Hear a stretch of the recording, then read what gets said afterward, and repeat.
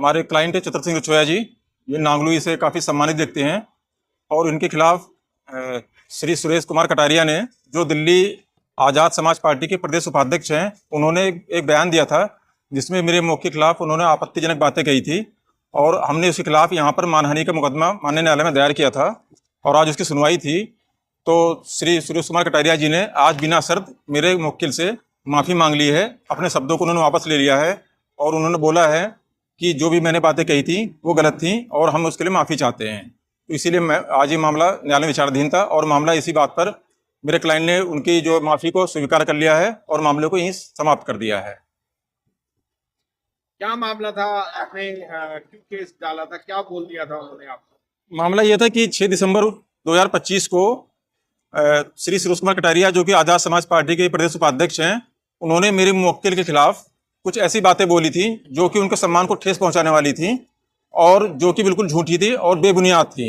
इससे मेरे मुवक्किल के मानहानि हुई और उनकी आत्मसम्मान को ठेस पहुंची। उसके बाद हमने डिफेमेशन यानी मानहानि का और उसे डैमेजेस के लिए माननीय न्यायालय में एक केस दाखिल किया था पिछले साल और उसके सम्मन होने के बाद वो उपस्थित हुए और वहाँ पर कोर्ट द्वारा सफाई कोई उनको पेश नहीं कर पाए और अंततः उन्होंने बिना शर्त मेरे मुवक्किल श्री छतर सिंह रछोया जी से माफ़ी मांग ली और मामले को ख़त्म कर दिया। पर्सनल पहले से कोई रंजिश थी या क्या बात थी? क्यों उन्होंने बोला आपके लिए और क्या बोला था? राजनीति पार्टी जो आज़ाद समाज पार्टी है उसके वो प्रदेश अध्यक्ष हैं सुरेश कटारिया जी और टीकरी गांव में रहते हैं।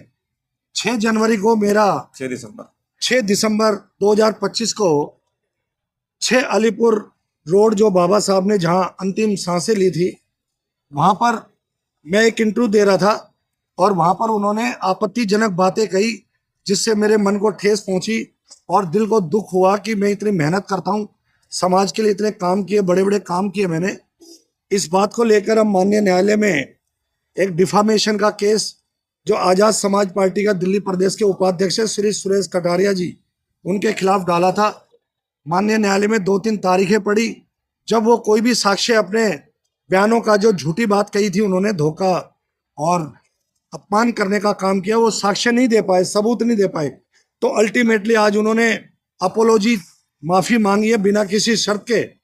और जब कोई भी आदमी माफ़ी मांग लेता है तो हमने भी वकील साहब से चर्चा करके महसूस किया कि उसे माफ़ कर दिया जाए, तो हमने उनको माफ़ करके आज इस मामले को विड्रॉ करने का काम किया है क्योंकि उन्होंने बिना किसी शर्त के माफ़ी मांगी महसूस किया। माफ़ी जो मांगी गई है, आपने कोई मांग जांच की थी कि इस अवैध में आपको माफ किया जाएगा, जैसे कोई धनराशि के लिए किया था, लेकिन उन्होंने कहा मैं धनराशि देने योग्य नहीं हूँ और मैं रिटायर हो गया, मैं ये नहीं कर सकता, तो वो भी हमने स्वीकार कर ली। इसमें ये था कि हमारे मुवक्किल को बदनाम करने की नीयत से झूठी बात बोली गई थी। मुवक्किल से हमारा कोई संबंध नहीं था इस तरीके से और आज़ाद समाज पार्टी द्वारा लगातार इन पर झूठे आरोप लगाए जाते रहे थे।